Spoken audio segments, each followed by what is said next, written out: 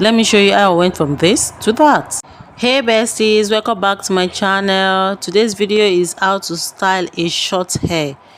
The first step you are going to do in styling your short hair is to cut a little at the center of your hair, tie it with either rubber band or a rope or hairband, anyone. Then you start gelling bit by bit, step by step.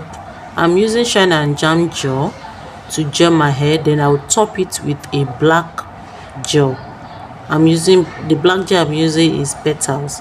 So you are going to start applying the gel. Be generous with your gel since it's a natural hair and it's a short hair as well. So be generous with your gel.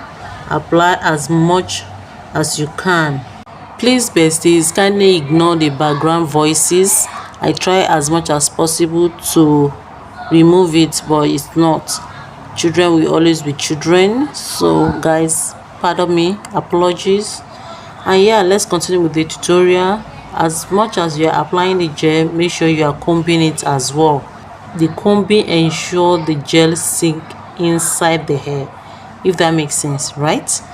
You continue applying the gel like so, bit by bit, step by step, conscious application, and the hair will come out so beautiful.